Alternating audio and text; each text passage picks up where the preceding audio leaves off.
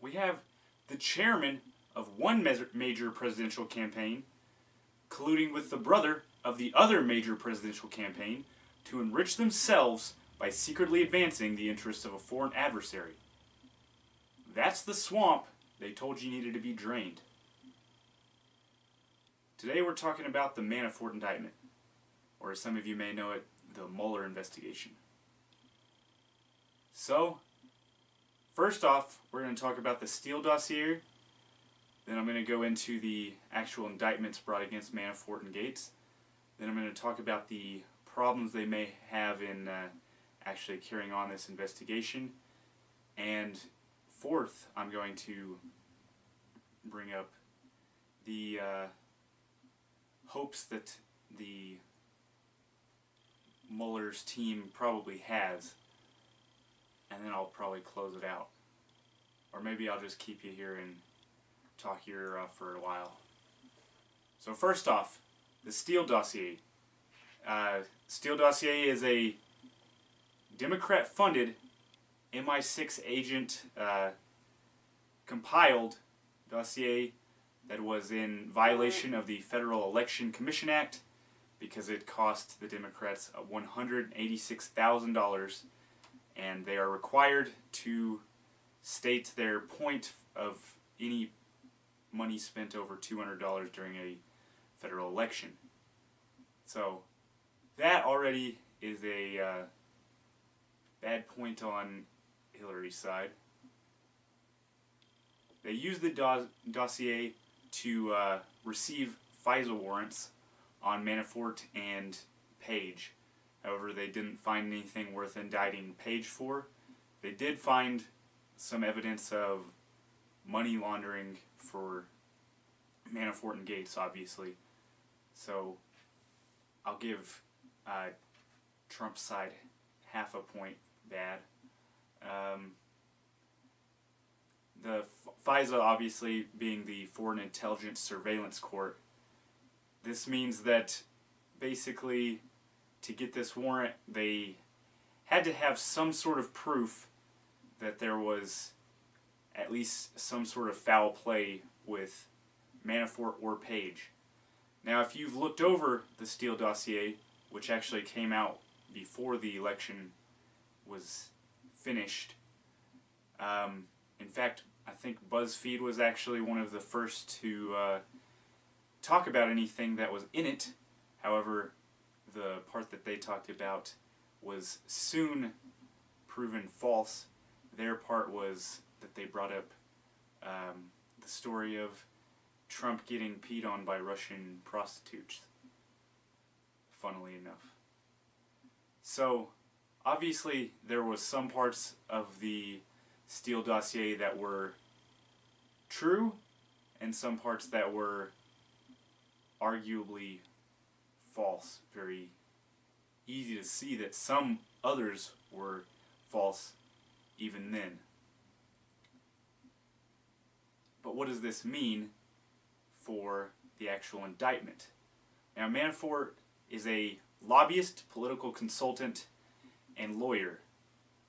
Manafort laundered $18 million US, and that's about the biggest crime he committed. However, that doesn't really indicate that he was working as a foreign agent. So, the actual indictment papers I've read over, and it doesn't seem to mention Trump or the 2016 campaign.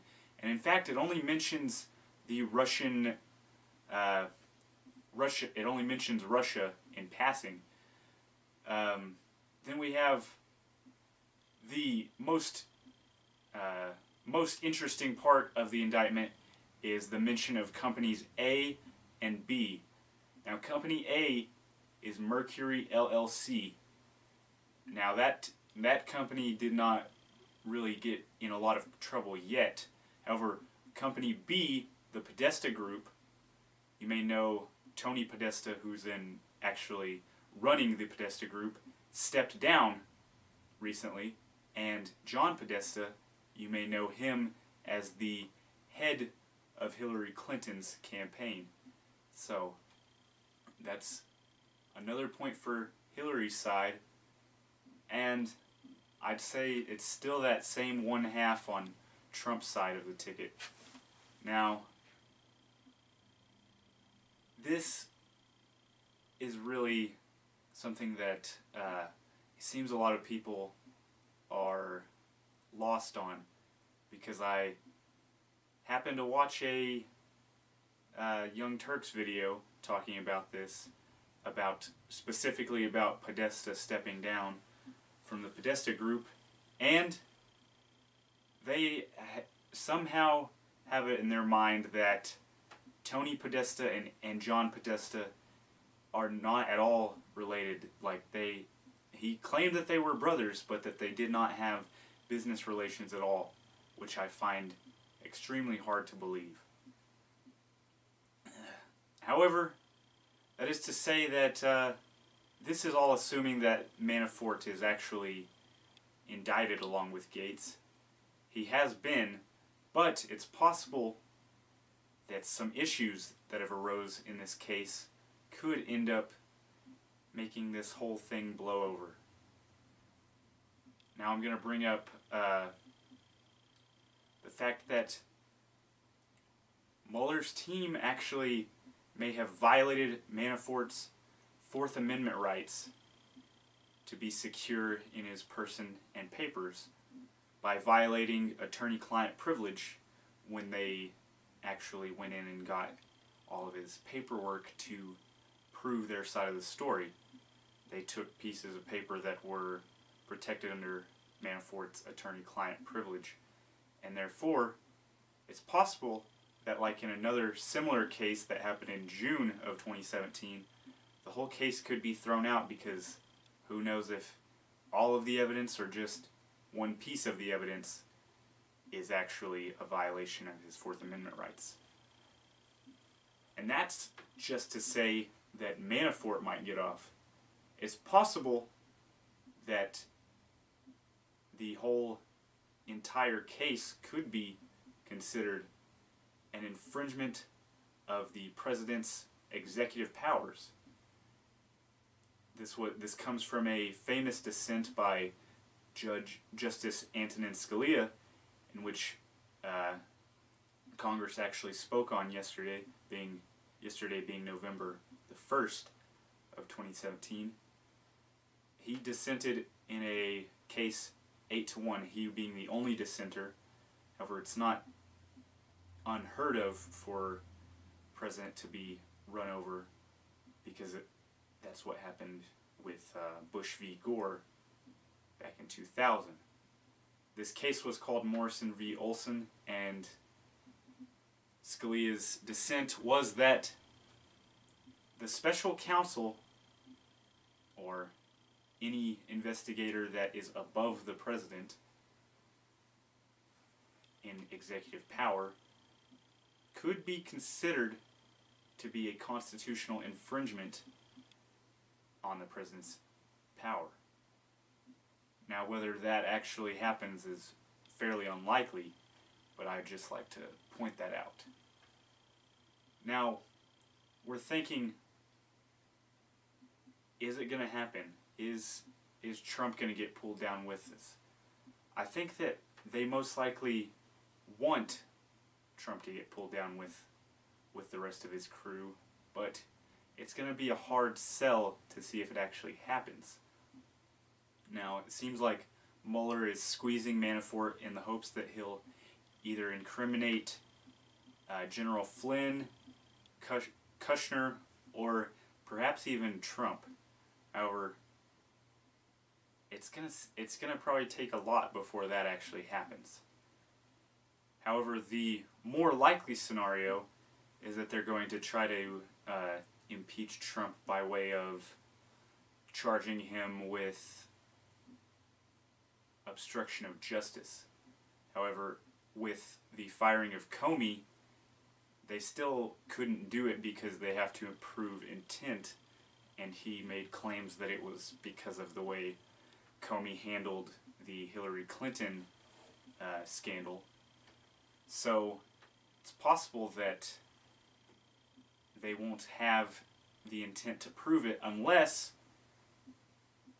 they get Trump to fire Mueller, which it seems a lot of people are calling for Trump to do, and luckily for the people that are a fan of Mr. Trump, we have not seen him actually succumb to those requests. He seems to be avoiding them fairly well, and this is probably going to be best case scenario. If he did fire him, he would definitely come under a heavy fire for it. Now, if Trump fires Mueller, the obstruction charge would be much more likely to pass, because obviously when you fire one, it's already shady. If you fire both of them, it makes it even shadier. However, funnily enough, he probably wouldn't even have to have dealt with this investigation at all if he would have kept Comey in the first place. The special counsel is only here because the head of the FBI was fired. Now, what I think is going to happen is maybe Manafort and Gates and a few of the low-level people, including George Papadopoulos, are going to get taken down. But they're going to need a lot more to take down Trump. Obviously, as I've stated before, the obstruction charge is going to be the easiest way for them to get Trump out. But unless he fires Mueller, they're going to have almost an impossible time to actually get that charge filed. And then that would also require the 2/3 majority in both the House and the Senate to actually kick him out. Finally, I guess it's time to let you guys go.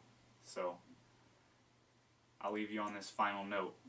The Democrats went out of their way to solicit the work of a former UK spy to gain opposition on the Trump campaign.